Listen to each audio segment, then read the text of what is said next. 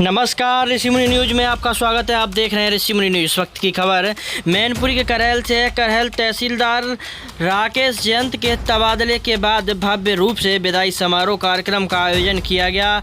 इस दौरान नए तहसीलदार अभय राज पांडे का भी जमकर स्वागत सत्कार किया गया। बताते चलें, करहल तहसील मुख्यालय पर तहसील सभागार के प्रांगण में उप जिलाधिकारी सत्येंद्र सिंह की अध्यक्षता में संयुक्त रूप से लेखपालों व कानून राजस्व निरीक्षकों ने विदाई समारोह एवं अभिनंदन समारोह कार्यक्रम का आयोजन किया गया, जिसमें करहल तहसील के तहसीलदार राकेश जयंत के स्थानांतरण पर एवं नवागंतुक तहसीलदार अभय राज पांडे के आगमन पर जोरदार तरीके से स्वागत सत्कार किया गया। दोनों अधिकारियों को तहसील मुख्यालय के आयोजित अभिनंदन समारोह में अधिकारियों, गणमान्य नागरिकों, लेखपाल, अमीनों एवं कर्मचारियों ने उन्हें फूल मालाओं से लादकर एवं उपहार भेंट कर सम्मानित करने का काम किया है।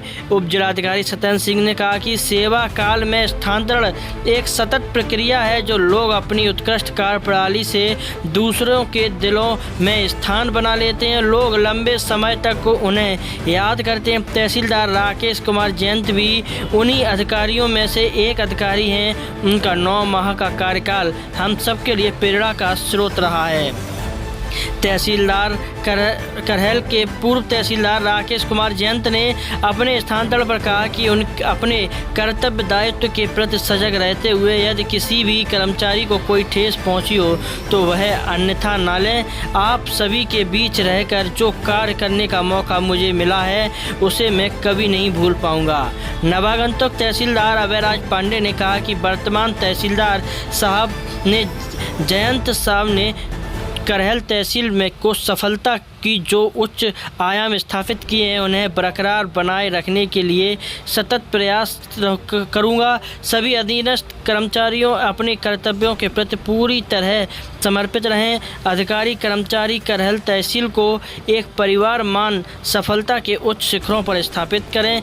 इस दौरान अभिनंदन समारोह में दोनों तहसीलदारों को फूल मालाओं से लादकर व पगड़ी पहनाकर उपहार भेंट कर सम्मानित करने का काम किया है। इस दौरान आप देख सकते हैं वीडियो में किस अंदाज में लेखपालों और राजस्व निरीक्षकों के साथ साथ अमीनों ने भी फूल मालाओं से लादकर जोरदार तरीके से स्वागत सत्कार करते हुए नजर आ रहे हैं। तहसील सभागार में आयोजित विदाई समारोह और अभिनंदन समारोह की प्रक्रिया चलती रही और अपने विदाई समारोह और अभिनंदन समारोह को देखकर काफ़ी खासी गदगद दिखाई के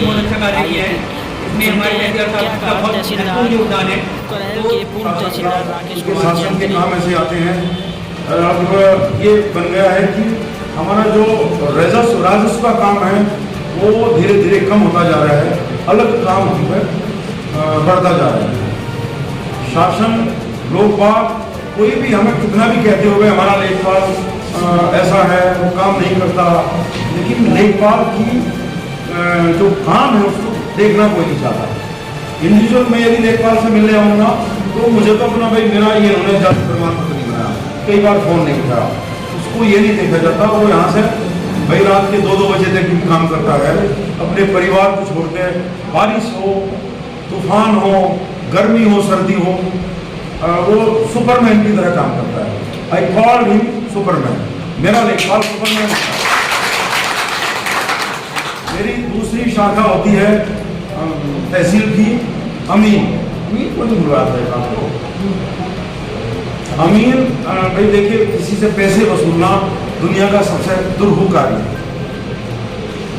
पैसा ले तो लेगा आदमी, लेकिन लौटाना कोई नहीं चाहता। और जिसकी आरसी कट जाती है वो तो कुछ मजबूरी बस, कुछ अपनी नियत के कारण ये नहीं होता। मैंने सिर्फ यहाँ पे, मुझे जब मैं आया बताया गया था कि यहाँ पे वसूली नहीं करती होती, अमीनों को आप यहाँ पे अमीन काम नहीं करते हैं, उनको कुछ कह के नहीं करना। हमने कुछ नहीं कहा अमीनों को, बस उनको उनका काम बताया, भाई आप ये काम है ये करिए। एडीएम साहब ने हमें एक मंत्र दिया कि एक अमीन की डेली समीक्षा कर लीजिए। उससे अमीन की जो काम वो भूलवश नहीं कर रहे थे, क्योंकि क्षेत्र में गए वसूली करनी हो गई जितनी पर्याप्त है, लेकिन उसके चलते वो कुछ काम नहीं कर पा रहे थे। हमने सिर्फ उनको वही सीखा। किसी को एक यहाँ 2 व्यक्ति ऐसे रहे जिन्होंने मेरा कैरेक्टर चेंज कर दिया। मैंने कभी अपने किसी कर्मचारी को पनिश करने की कोशिश नहीं की। मैं तहसीलदार से लेकर अब तक लगभग 40-45 मेरे कर्मचारियों के जांच रिपोर्ट मैंने लिखी और मेरा ये कहना होता था जांच रिपोर्ट खुद बना कर ले आइए, मैं मेरे से तो साइन करा दीजिए। यहाँ तो थोड़ा सा ज़्यादा भाई उन्होंने गलती की, इसलिए उनके खिलाफ लिखना पड़ा मुझे। अमीन एक ऐसा है, वो आज भी आप देखोगे उसको अपने किए पे कोई पछतावा नहीं है, लेकिन उसको भी सुधारने की कोशिश की। भाई हम जादू की छड़ी तो है नहीं हमारे पास, कोशिश करते हैं जो सुधर जाए, ये उनके भले के लिए होता है, हमारे लिए तो नहीं होता। उनका परिवार, आप जो एटीट्यूड रखते हैं काम के प्रति, भाई कल को आप भी परिवार होता है आपका, बाप बनते हैं, उन बच्चों को क्या सिखाएंगे आप? आपकी जो इनहेरिटेड क्वालिटी होगी उससे कहीं ना कहीं आपके व्यवहार में आएगी तो आपके बच्चों में भी आएगी। इसलिए मैं आप लोगों से यही अर्ज करता रहा हूँ, भाई सच्चाई में कहा है नहीं, ये होता है करेक्टिव मेजर। टेक्निकल भाषा में जो कुछ इंजीनियरिंग स्टूडेंट रहे हों, एक करेक्टिव मेजर होता है, एक मेंटेनेटिव मेजर होता है। किसी चीज़ को मेंटेनेंस से सुधार कर लेते हैं, किसी चीज़ को करेक्शन से करके सुधार कर लेते हैं।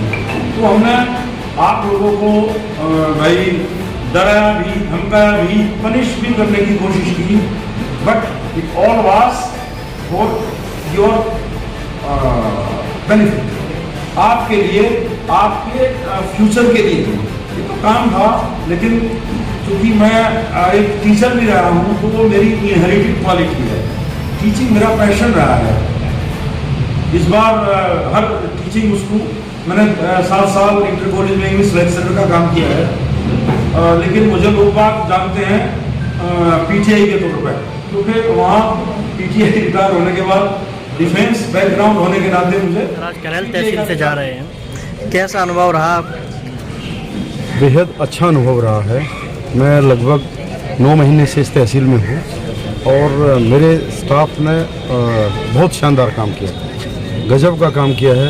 हम कई मामलों में जनपद में नहीं मंडल में भी आ गए हैं, सबसे आगे हैं, और इनका श्रेय हमारे उपजिलाधिकारी महोदय और मेरे स्टाफ को जाता है, और क्षेत्र की जनता से भी मुझे बेहद सहयोग मिला है। जिस तरह सर आपके कामकाज रहे हैं, जिस तरह आपने कामयाबी पाई है, क्या संदेश और देना चाहेंगे अपने स्टाफ को जिन्होंने आपके साथ जो है रात दिन एक करके तरक्की हासिल की है? हमेशा सकारात्मक रहे। मैं उसमें बोल रहा था भाई, गणित हमें ये चीज़ सिखाता है कि हर समस्या का समाधान है। हो सकता है वो मेरे पास ना हो, लेकिन किसी दूसरे के पास, उनके पास भी नहीं तो किसी न किसी के पास। और प्रशासन में तो ये है, हमारे उच्च अधिकारी के पास है, सबसे बड़े अधिकारी के पास है। ये संदेश है, यही मैं सभी को कहना चाहूँ।